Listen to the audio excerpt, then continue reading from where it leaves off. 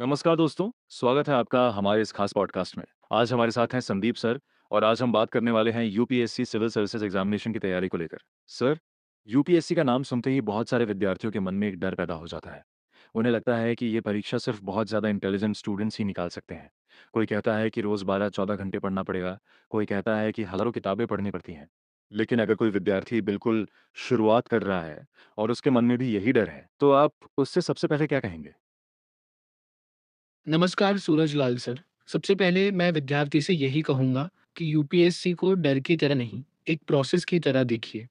UPSC कठिन ज़रूर है, लेकिन इसका मतलब ये नहीं है कि इसे समझा नहीं जा सकता। सबसे बड़ी समस्या ये होती है कि विद्यार्थी तैयारी शुरू करने से पहले ही दूसरों की प्रिपरेशन देखकर दबाव में आ जाता है। किसी ने 10 घंटे पढ़ लिया, किसी ने 12 घंटे पढ़ लिया, किसी ने 20 किताबें पढ़ ली और विद्यार्थी सोचने लगता है कि मैं पीछे रह गया। लेकिन असली सवाल ये नहीं है कि आप कितने घंटे पढ़ रहे हैं। असली सवाल है कि आप जो पढ़ रहे हैं, उसे समझ कितना रहे हैं और परीक्षा में उसका उपयोग कितना कर पा रहे हैं। इसलिए शुरुआत डर से नहीं, यूपीएससी के सिलेबस और प्रीवियस ईयर क्वेश्चंस को समझने से होनी चाहिए। बहुत अच्छी बात कही आपने।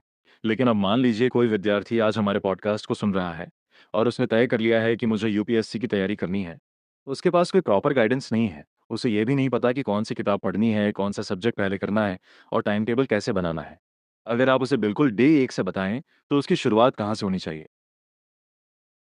मैं कहूँगा कि पहले दिन किताब खरीदने मत जाइए। पहले यूपीएससी को समझिए। सबसे पहले पूरा सिलेबस देखिए, फिर पिछले वर्षों के प्रश्न पत्र देखिए। आपको धीरे-धीरे समझ आएगा कि यूपीएससी किस तरह सवाल पूछता है। इसके बाद सब्जेक्ट्स को ब्रॉडली डिवाइड कीजिए। History, geography, polity, economy, environment, science and technology और करंट अफेयर्स। अब एक कॉमन मिस्टेक विद्यार्थी करते हैं। वे एक साथ 5 सब्जेक्ट शुरू कर देते हैं। इससे कुछ भी प्रॉपरली कंप्लीट नहीं होता। मैं कहूँगा कि शुरुआत में 1 या 2 सब्जेक्ट्स को लेकर सिस्टमैटिक तरीके से चलिए।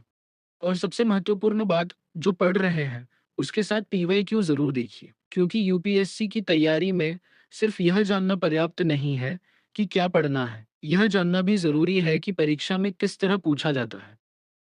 धन्यवाद सूरजलाल सर और संदीप राव जी, आप लोगों ने यूपीएससी के प्रिपरेशन पर अच्छा जानकारी दी।